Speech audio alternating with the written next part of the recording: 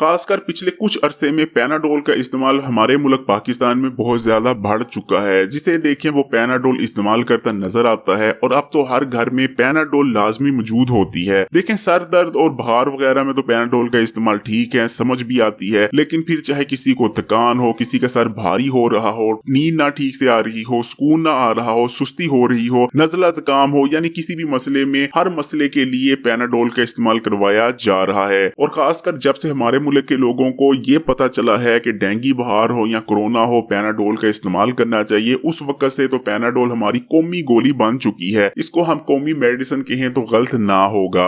देखिए मैं ये बिल्कुल नहीं कह रहा कि पैनाडोल कोई बुरी मेडिसिन है, बल्कि पैनाडोल बहुत बेहतरीन मेडिसिन है, लेकिन किसी भी बेहतरीन से बेहतरीन चीज का ज्यादा या ओवर इस्तेमाल उसको आपकी सेहत के लिए तबाहकुन बना देता है। और यही मामला पैनाडोल के लिए है। आप सोच भी नहीं सकते कि जो लोग हर मसले के लिए पैनाडोल का इस्तेमाल करते हैं उनकी सेहत पर कितने बुरे असरात मुरतब होते हैं और वो अपनी जिंदगी और सेहत के साथ किस तरह से खेल रहे हैं। 2-3 लाइनों में आपको अभी समझा देते हैं। अगर आप पैनाडोल या किसी भी दूसरी तीसरी चौथी मेडिसिन को बहुत ज्यादा इस्तेमाल करते हैं तो हमारा जिस्म उस मेडिसिन का आदी हो जाता है, और जब हमें सच्ची मुच्ची बीमारी होती है और हम उस मेडिसिन को इस्तेमाल करते हैं तो हमारा जिस्म उस मेडिसिन को रिस्पॉन्स ही नहीं करता, यानी उस मेडिसिन का असर ही हमारे जिस्म पर होना खत्म हो जाता है। और इसके बावजूद कि हम बीमारी में मेडिसिन इस्तेमाल कर रहे होते हैं हमें कोई भी रिजल्ट्स नहीं मिलते। और ना सिर्फ हमारा जिस्म सिर्फ उस मेडिसिन को रिस्पॉन्स करना छोड़ देता है, बल्कि दूसरी जितनी भी मेडिसिन होती हैं उनको भी ठीक तरह से रिस्पॉन्स नहीं करता। इसलिए बीमार होने के बाद हम जो मेडिसिन इस्तेमाल करते हैं उनका असर ही हमें नहीं होता। इसलिए कभी भी ज्यादा मेडिसिन का इस्तेमाल नहीं करना चाहिए, और खासकर किसी एक मखसूस मेडिसिन का।